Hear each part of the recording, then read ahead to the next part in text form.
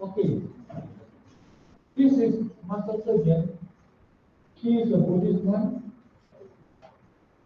She was born with a physical health problem, but she worked so hard that sometimes the volunteers, those who have worked with her, marvel how she can have so much energy to work, despite the fact that she has a health problem.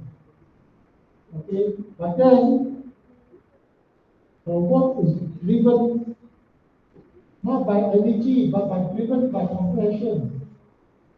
Compassion is a very, very powerful motivator. And she worked tirelessly since 1966, every single day. In fact, she lived by the motto, if she doesn't do work, she will not eat for that day. How many like if you have that kind of, follow that kind of vision? If you don't do your homework, no makan for one day. How many like that? Right? You must study and do your homework, if not, no food for you. You want to follow that vision? You want Okay, so it's her vision. When she started, Master then have no money at all. Sometimes we think the people who donate to charity are rich people, right?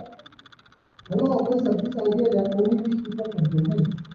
But actually, Master had told us that even though she has no money, she can help the people of the world.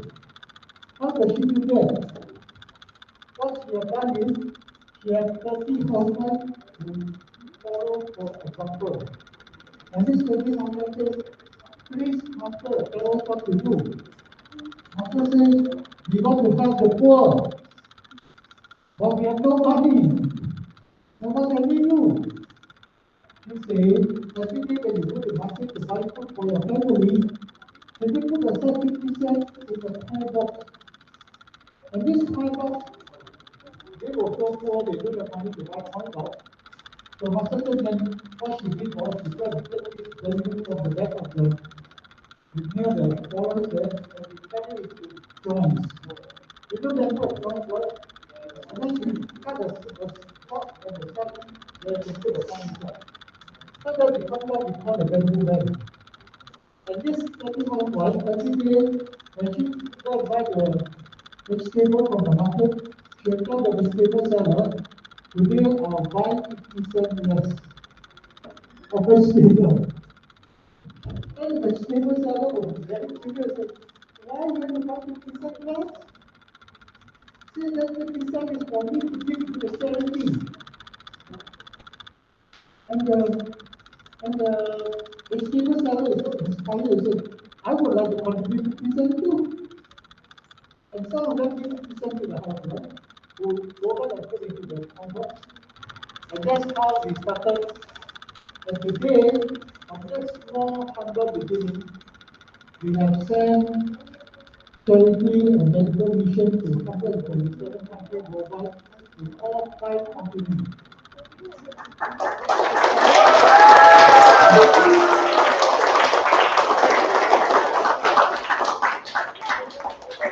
Because we have LSL Tzu Chi Foundation, some of you may have an idea that all the volunteers are Buddhists. No, many of volunteers are not Buddhists. In fact, our charity leaders from Indonesia is a Catholic. We have something like 20,000 Catholic Philippines joining charity as a volunteer in one day. After we help them to clean up their town, after the hurricane has swept through the town, 1 week later another hurricane swept through the town. The people there were so depressed, they give up and said, no point. My town is destroyed. If I clean up, another hurricane will not come. So they don't even want to do anything. So our volunteer go there, inspire the people to come forward, and soon the whole town comes together with a short period of time. We clean up the entire town. And true enough, the Philippine people really enjoy life. You know, they have a big parade, they love singing. The people there, even though they are very poor, they are very happy people. There are some of you who are Philippine friends, they are very happy people. They can sing anytime they like. Okay? So what is the key mission of preaching? Is to purify the mind. Our master teaches that we have so much trouble in this world because our minds are very impure. Today, many people are very greedy for money, right? Everybody thinking that if I have a lot of money, all my problems will be solved. Isn't that true? To most people, at least, a lot of people think if I strike lottery tomorrow, oh, my life will be wonderful. But Master said that is not the ultimate reward in life. Okay? So, to prevent disaster around the world, to prevent war, we must purify our mind and live in harmony in society. Is our society in harmony? Do people fight each other in society? When you see the news, you see people fighting. Yeah, the reason why they are war is because there's no harmony between the two countries.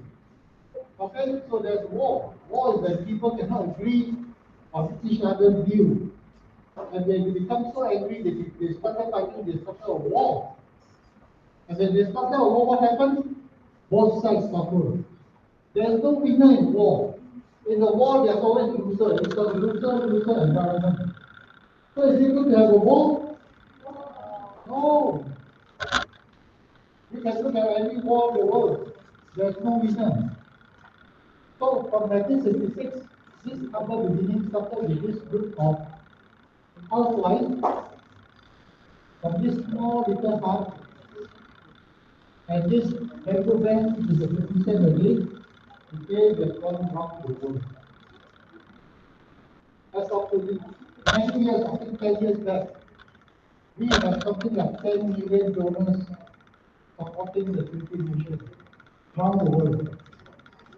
And I'm glad to say that Malaysia is one of the biggest number of Philippine volunteers outside Taiwan.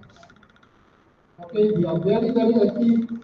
And Malaysia also was responsible for changing the way, improving the way Turkey organized itself in the world. So I think the Malaysian brothers and sisters did a very, very good job. Yeah.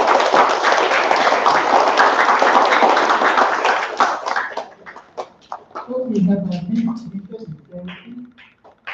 The vision charity means helping the people around us going to visit their home visit or home visit where we have actual observation of the real situation, not just a report. We must talk to the person, how they feel, their environment, how they live. Then the medical, we have free training around Jalan Kudu. Some of you know there's a free training in Jalan Kudu. Run a city. Okay, it is for medical care, for prenatal check, uh, even the even therapy for people who are pushed. We have also dental service. Then the education, we have an international school, we have two schools running in Solayan and one in Ampang for refugee children. And they pay up, that's primary school. Secondary school, we will sponsor them to school like here.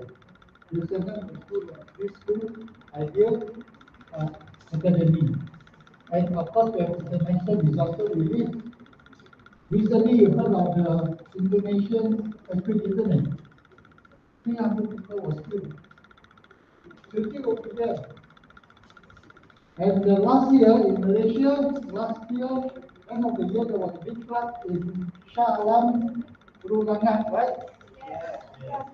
We sent 8,000 volunteers to clean up the place. We sent 8,000 volunteers to clean up the place in one day. We have don't know how many four-wheel drive, forklift, bulldozer to clean up the place. And of course, we have environmental protection. We have been practicing environmental protection in Malaysia for more than 20 years. It's the first environment recycling point in Malaysia was outside Kulu Clinic along Jalan Kulu. That was our first recycling point. It was started by Tzu Chi sister who was so passionate about doing recycling. By that time, our collection was so small, nobody was interested to collect the recyclable from us. So we have to take our recyclable to the factory to exchange for money for our charity fund. So what this sister did was, she went and took a license in driving lorry and van. And then she bought a van. And then she used that van to carry the recyclable after the collection to the center to exchange for money. Fantastic, huh? And it's all on her own money, nobody give her the money, Use her own expenses to buy that. Okay? So that sister also ran a restaurant in PJ. Some of you may know it is called Sarah Veggie. A lot of there. Okay, we have community volunteerism. Community volunteerism is something like what we did in Shah Alam. Where community meet up, everybody come together. The Shah Alam volunteers come as far as Penang, Johor, and even Pahang. You know why they come to help the people in Shah Alam? Because when Pahang was flooded, the people from PJ went there. When Penang was flooded, the KL people book a bus, send all the people to the Penang to help the Penang people. So this is what we call community volunteerism. Where community come together and see what they can do to help each other. Isn't that fantastic? Yeah.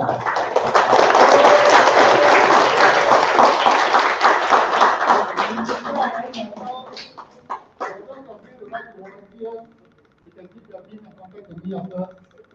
We'll be more than happy to give you more information because we need all your effort and talent in this room. Every one of us can contribute in one way or the other, not necessarily monetarily. Maybe it's your expertise, maybe you are very good in graphics. You can do poster for us, you can do computer graphics for us. This is what we need. Every help is appreciated. So thank you for listening to me. And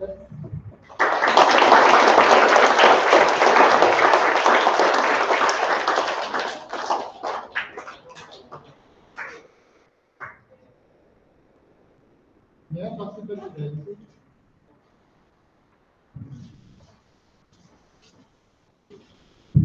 Thank you so much. So I'd like to invite the next speaker.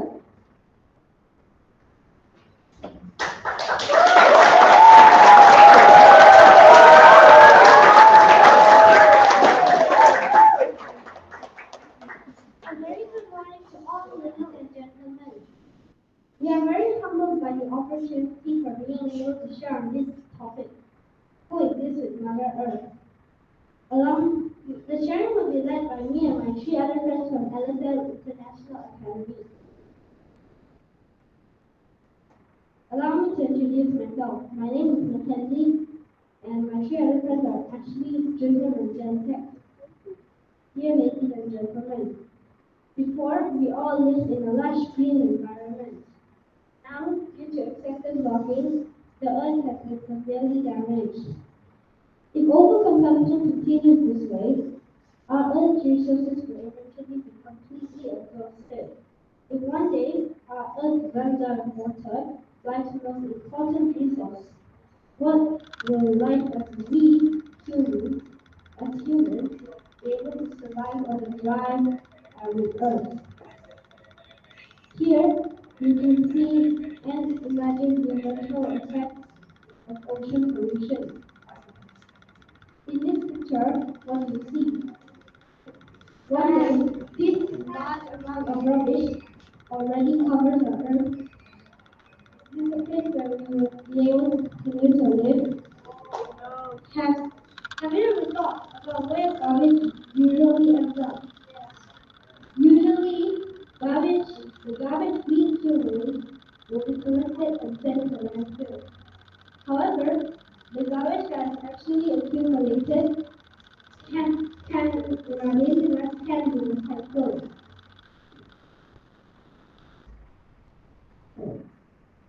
Have you ever thought about the fact that if trash is buried in the ground and our houses are built on top of it, will we be able to continue to survive?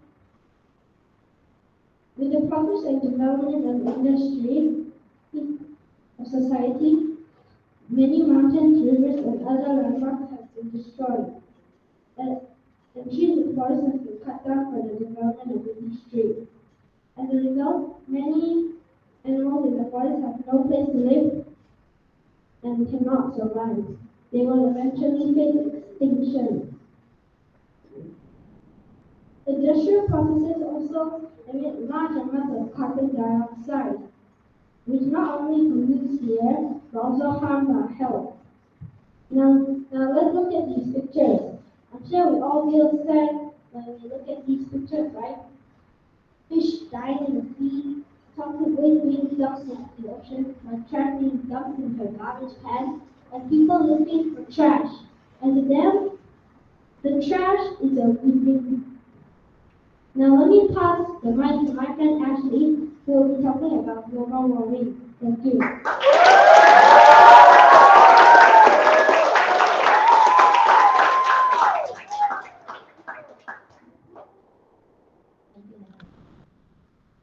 The rapid development of society has caused global warming, which will eventually lead to climate change scenarios. Scientists have also agreed that global warming is caused by human activities. The phenomenon of climate change can be observed through the four types of unbalanced climate. First, if the wind is unbalanced, it will manifest into destructive storms. It will devastate and destroy mountains, rivers, the land, and everything else, including our homes. If our homes are destroyed, where are we supposed to live? Just like how if we litter into the oceans, where would the animals? How are the animals meant to live in the ocean? That's the reason why we see more and more floods happening around the world, which also includes our motherland that we treasure, Malaysia. Yes, you heard me right, Malaysia. According to climate experts, Malaysia's unusual flood patterns have exposed the reality of climate change.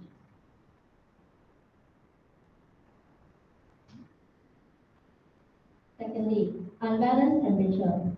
Global warming has not been controlled or adjusted, causing the temperature to rise year over year. The greenhouse effect causes icebergs to melt and seawater to rise. Even the weather of the four seasons is chaotic, deviating from its normal path. Thirdly, unbalanced land. The unevenness of the land has caused global climate change, making the overexploited and brittle mountains even more vulnerable, further harming Mother Earth. The land is uneven, earthquakes happen more frequent, and landslides often occur after heavy rain.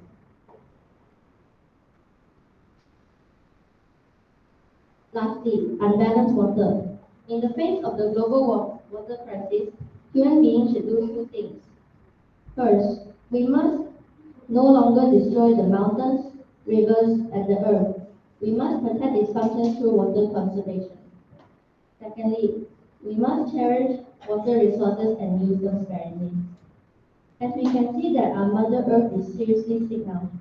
Climate change is indeed a threat to the earth and human health. I would like to urge all of us to take immediate action now to secure our future. Now, I would like to pass the time to my friend Yasek. Thank you.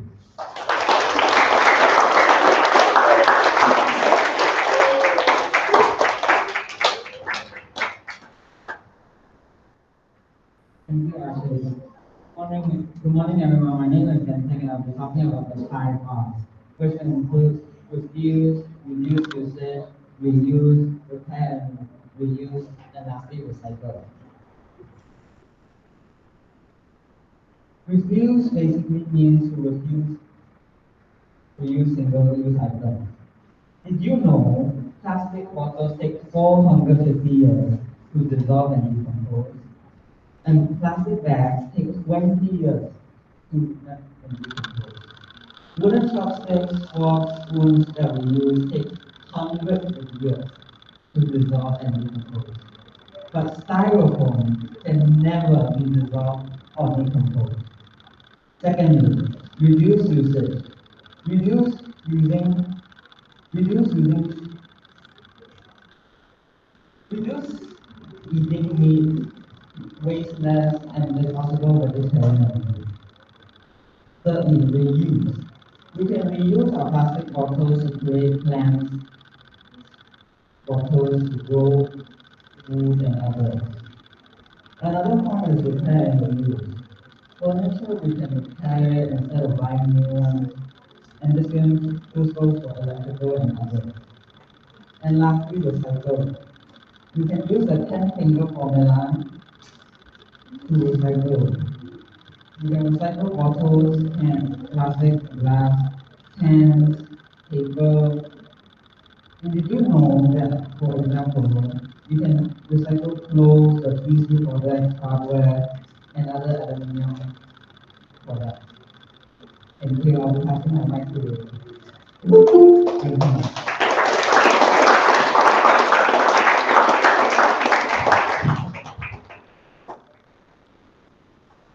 Thank you, Mr. Gensek. Dear all, do you know that plastic is a serial killer for ocean creatures? Recently, I visited a beach. I found plastic littered everywhere. At this rate, with plastic being thrown into the ocean, our ocean creatures have to live with plastic. If you live with plastic, are you even able to live with plastic? There's an urgent need for us to refuse, reuse, and recycle. Do you know that this year itself, 5 trillion plastic bags will be consumed? Yes, trillion, 12 zero. It takes up to 1,000 years for plastic to break down. On average, a plastic bag is used for 12 minutes. Please take note that doing these actions is not without consequences. Did you know that 300 million tons of plastic are floating on the ocean surface? 80% come from the land, 50% is single-use plastic only. A million, 11 million tons of plastic are dumped into our oceans every year. Microplastics cover 40 million tons of the surface. Global coverage of live coral has halved since the 1950s. Global warming has killed 40% of the world's corals in 10 years. I'd like to thank you for taking the time to listen to our talk. As you can clearly see, if we don't make these changes, our daily habits, don't make these changes. Mother Earth will continue to suffer until there's nothing left. Let's turn trash into gold. Gold turns to love. We should all be brave guardians of Mother Earth. Last but not least, I would love to end our sharing with a Jingsen aphorism. We should respect heaven and earth as we do for our parents. All beings rely on the earth nurtures all beings and relies on all beings to survive. If we abide by this natural law, the earth will endure. Endure. Our warmest gratitude to all of our audience. Thank you.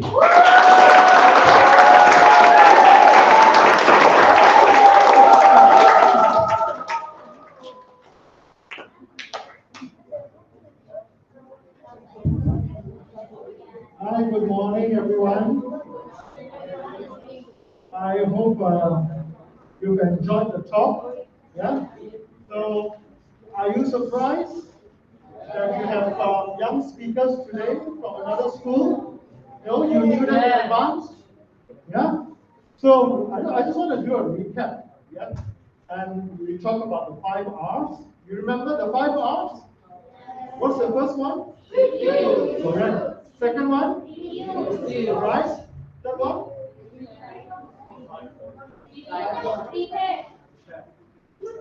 Refuse.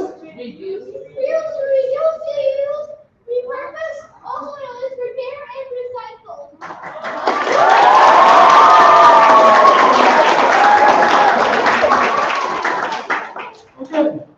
So now you have remembered that. Let's talk about plastic bags. When you go to the shop to buy a loaf of bread, when the grocery shop owner gives you a plastic bag to take to put your loaf of bread inside, what do? Refuse. Okay? Now, if you go to the grocery shop to buy a few things, more than one loaf of bread, what can you reuse? Plastic bag. From? Plastic bag. A gun. See, I'll show you something. Recycle bag. That's one. Use Full bag. everything by yourself.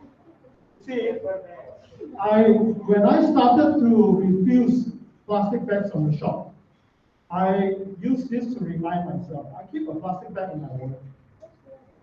Sometimes I want to go out and buy something, I forget to bring my recycle bag, you know. But I always have something inside my wallet. Yeah. So I got this from 99 Street Market, right? So do you know you can use this many times before it starts to break and have holes? Yeah. I think you can carry. I think I remember carrying one plastic bag, the same one for 1 year. You can use it for 1 year. Yeah. So I started this because I wanted to refuse plastic bags, but sometimes I forget. So this is a form of punishment and also a reminder. So I always keep one plastic bag in my wallet. Yeah, just to remind myself. So this is a way of reusing the plastic bag. Yeah. So you know about the 5R, you see the young children from another school talking about environmental protection. But the message that I want to convey today is we can't do it alone. Yeah? In Tzu Chi, we have volunteers. There are many NGOs promoting environmental protection, but we can't do it alone. Yeah? And do you think the planet is becoming a better place to stay? No, right? It's getting worse and worse. Correct? So, of course, governments are trying to do something about it, but can we wait for the government to start solving all these problems? No, right? The government is too small. Yes, good. So, but it is not only the responsibility of the government, it is the responsibility of everyone. Correct? So that's the message that I'm trying to convey. Yeah? The power of many. You have to start from yourself. But when you start doing this, practicing the 5R, yeah, and I hope to see all of you at our recycling centers next year. Yeah, we will be arranging that with your school management. I hope when you learn about all this, you can practice it at home and tell your friends and family, talk to your community, like the children from LSL are doing today. Yeah, maybe we can bring students from LSL Academy to go to other schools to talk to other children and community. You think that's a good idea? Yeah. So let's see whether we can do this next year. Okay. All right. Thank you very much.